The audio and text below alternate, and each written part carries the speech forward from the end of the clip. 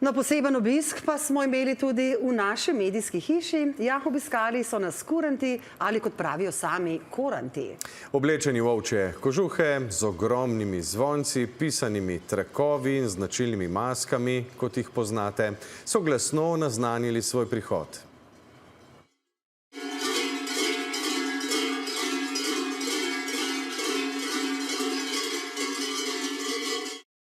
Njihov prihod je, verjetno si predstavljate, prinesel pravo pustno vzdušje, smeh, dobro voljo. In ne le, da odganjajo zimo, letos kurentujejo tudi z dobrim namenom. Več pa Lara Miklavčič.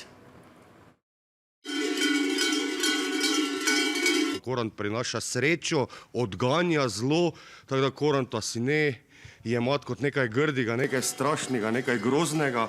Korant je dobra duša. Koranti z Vidma pri Ptuju so srečo glasno prinesli tudi v našo medijsko hišo.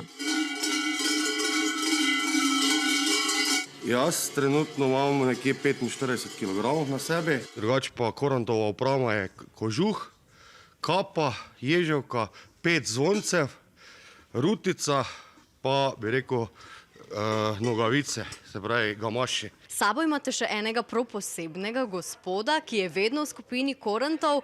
Zakaj je malo drugačen kot vi?